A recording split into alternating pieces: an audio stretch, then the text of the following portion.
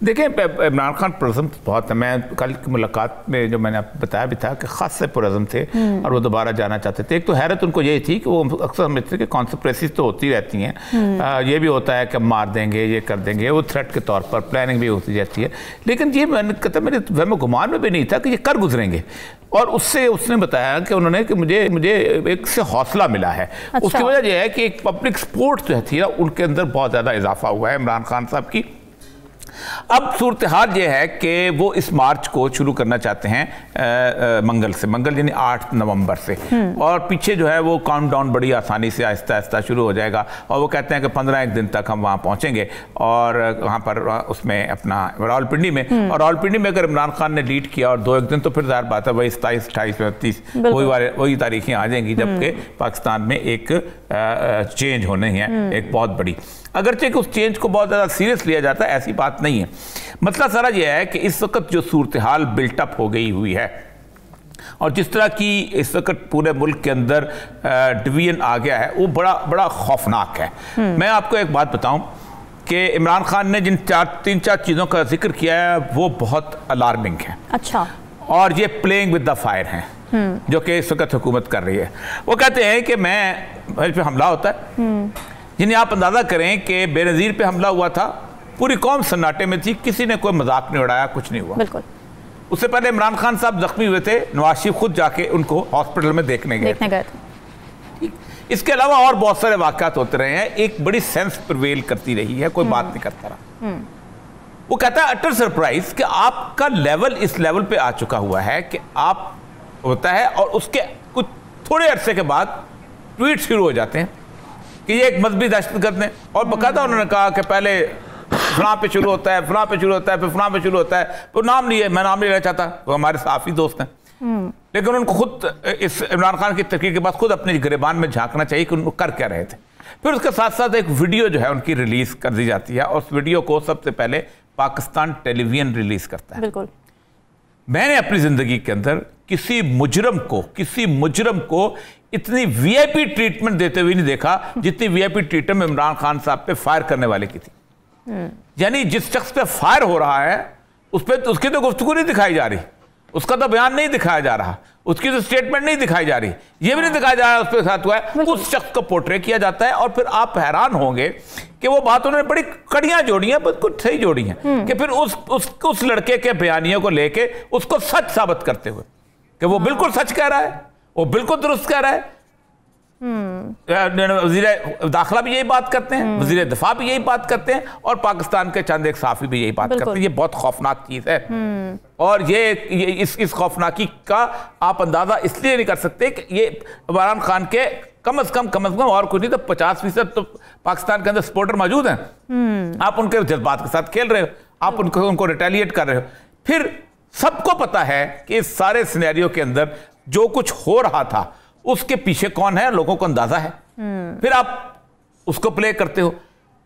अगली जो अहम चीज इसके अंदर वो उन्होंने खासतौर पे बयान की है कि ये पूरे का पूरा सिनेरियो गुज़श्ता 15-20 दिन से ऐसा चल रहा है। अरशद शरीफ की मौत है, आजम सवाती जो है उसको उठाना है, उसको नंगा करके मारना है, उसके ऊपर कोई कान नहीं धर रहा। उसके बाद अरशद शरीफ के बाद इसके बाद उसकी अगली जो वीडियो आ गई है आजम सवाती की, ये सारा ऐसा है जैसे पाकिस्तान नहीं, हम किसी अजीब व गरीब दुनिया के अंदर बसे हुए हैं।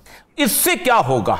मैं समझता हूं कि 9 तारीख को 8 तारीख को जो उनका मार्च वजीराबाद से शुरू होगा, ये बहुत ही जैसे कहते हैं पब्लिक की पार्टिसिपेशन बहुत ज्यादा हो जाएगी। और वो इतनी ज्यादा हो जाएगी कि फिर हो सकता है कि संभालना मुश्किल हो। मजीद ताकत के साथ अब वो ताकत तो अब आएगी। सचो को जो इन्वेस्टिगेटिंग अफसर को आधे घंटे में अपना इख्तियार हासिल है, उसका खाना बे होता है, वो कहता है कि ये बाकी 2-3 नाम जो है मैंने अपने तहकीक के देख लिया, मुझे नजर नहीं आता, तो ये है। क्योंकि एफआईआर तो बेसिकली एक बेस है एक आदमी की, खत्म। हम असल मसला ये है कि अब ये है ना, अब देखें भुट्टो पे एफआईआर हो सकती है, अच्छा बाकी पाकिस्तान के हर सियासतदान पे एफआईआर हो सकती है, अल्ताफ हुसैन पे 50 एफआईआर हो सकती हैं। उसके बाद अभी आपने किस किस पे नहीं की? जब शहबाज शरीफ पे एफआईआर नहीं हुई, नवाज शरीफ पे एफआईआर नहीं हुई, इमरान खान पे एफआईआर नहीं हुई, दहशतगर्दी की एफआईआर हुई। जी हम समझाते हैं, अल्लाह का वास्ता है पब्लिक में थोड़ी सी आपकी जो है ना जो डिसकनेक्शन हो गई है, ये बड़ा गलत हो गया। मैं खलारी साहब, मैं कभी कभी अक्सर औकात मशवरा दिया करता हूँ। जब एक एनडीओ में गया भी था एक दफ़ा, तो एक दो दफ़ा तो मैंने कहा था कि म्यूटनी रिपोर्ट जो है ना 1857 की, वो ज़रूर पढ़ा करें। अच्छा। इतनी शानदार अंग्रेज ने कहा है कि हमारी जो 1857 में बगावत हुई थी वो ये थी कि हमारे अफसरान के और सिपाही के दरमियान राब्ते का कोई बंदा ही मौजूद नहीं था। इसलिए जब ये अफवाह फैली कि जनाब ये सुअर की चर्बी है और फलां की चर्बी है, तो हमें समझाने वाला कोई नहीं था। फिर वहाँ से इंडियन सिविल सर्विस आई, फिर वहाँ से इंडियन को रिक्रूटमेंट का मसला हुआ। आपका पब्लिक से डिस्कनेक्ट नहीं होना चाहिए। आपने जब इस तरह की सूरत हाल बनती है, आप किसी भी प्रोपेगेंडे को आप नहीं रोक सकते, किसी की जुबान को आप नहीं खत्म कर सकते। आपको कम से कम और कुछ नहीं तो पब्लिकली अपने आप को फेयर साबित करना पड़ेगा इस सारे। और इमरान खान ने जो किया उसमें अगले सेगमेंट में बात करेंगे कि सुप्रीम कोर्ट को जो उन्होंने कहा है शहबाज शरीफ ने भी और इमरान खान ने भी, इससे क्या कुछ हम निकाल सकते हैं? इससे बहुत कुछ निकाल सकते हैं अगर हम वाकई इस मुल्क के अंदर कोई एक स्टेबिलिटी चाहते हैं। बिल्कुल। और हिलाली साहब, अभी हम ये भी खबरें आ रही थी कि सदर मुमलिकत आरिफ अलवी ने ये कहा है कि वो सालिसी की कोशिश कर सकते हैं। आप समझते हैं कि अगर वो इंटरवीन करेंगे तो कुछ मामलात हल होने की तरफ जा सकते हैं, एक टेबल पर आ जा सकता है? देखिए, मैं नहीं समझता हूं कि वो कुछ कर सकते हैं। मैं आपको बताता हूं क्यों। हाँ, वो ऑप्टिक्स को बेहतर कर सकते हैं, इनको बिठाते हैं, मिलते हैं, ये वो। अच्छा। मगर कुछ कर नहीं सकते for the very simple reason.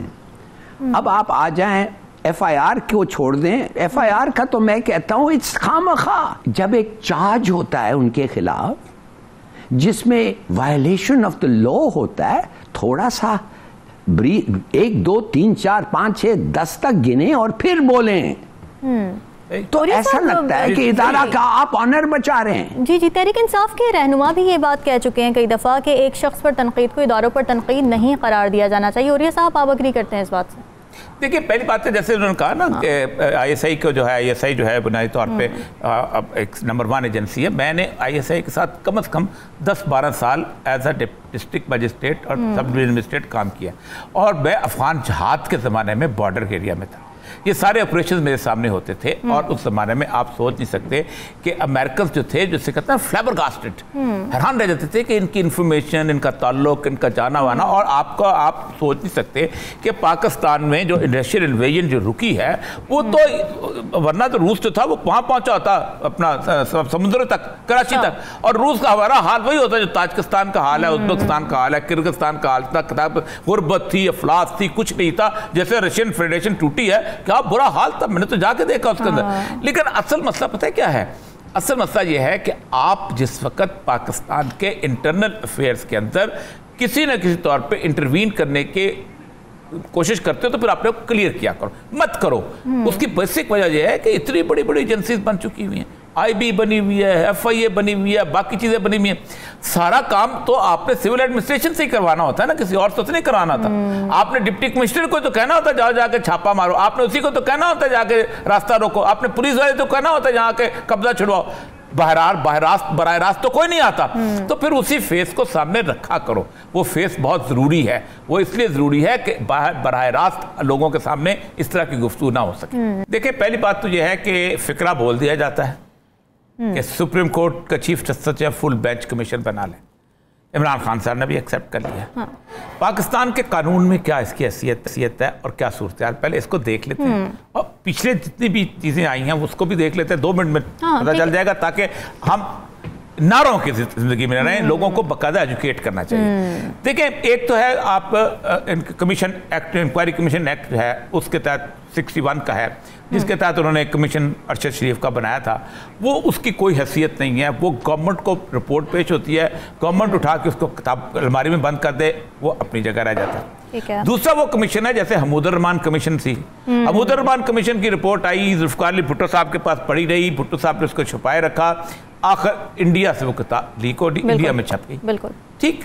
उस पर हमने उस रिपोर्ट को कोई अमल दरामद नहीं कहा, रिपोर्ट की रिपोर्ट है। पाकिस्तान में अगर आप चाह रहे हैं ना, शेल्फ में चले जाएं लोगों की, बड़े बड़े जो हमारे हैं, तो इंटीरियर मिनिस्ट्री की शेल्फ में चले जाएं, आपको ऐसी बहुत सारी रिपोर्टें मिलेंगी जो हम कराते रहते हैं।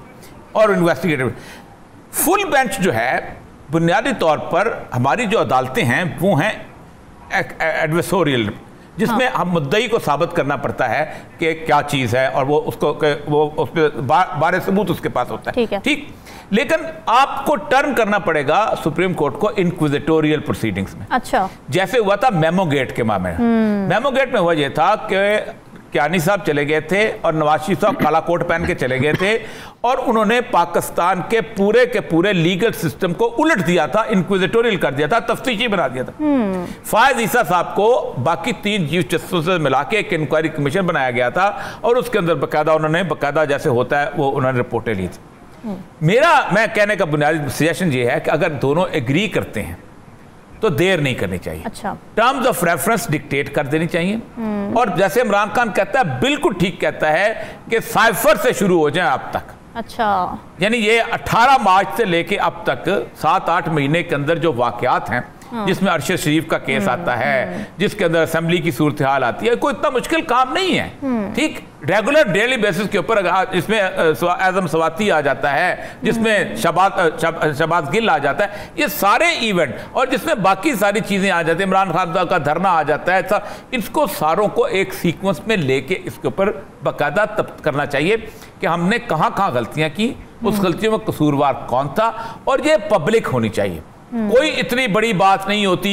आप जिसको हम साइफर के बारे में हम कहते हैं बहुत स्टेट सीक्रेट है, 20 साल के बाद डिक्लासिफाइड डॉक्यूमेंट में अमेरिकियों ने छाप देना है, फिर आप कहेंगे उसका ये हुआ था, फिर आप रोते फिरेंगे कि ये अभी अगर कर देंगे तो आपको और कुछ नहीं, तो क्लियर हो जाएगा पिक्चर। लेकिन हमने जानबूझ के इसको वहां से लेके अब तक, क्योंकि अगर आपने ये पूरा ना किया और किसी एक इवेंट के ऊपर कर दिया, फोकस कर दिया, तो ना या इमरान खान नहीं मानेगा, या फिर शहबाज शरीफ नहीं मानेगा। बनाएं फुल कोर्ट, 13 और 14 चीफ जस्टिस में 14 जजेस बन जाते हैं, फुल कोर्ट रेफरेंस बनाएं, डेली ओपन रखें। और मैं तो इस बात का कायल हूं कि जिस तरह ओजे सिम्पसन वगैरह के उन्होंने बकायदा उसको ब्रॉडकास्ट करने के लिए कहा था, इसको ब्रॉडकास्ट करना चाहिए ताकि लोग देखें कि क्या हो रहा है, गुफ्तगू क्या हो रही है।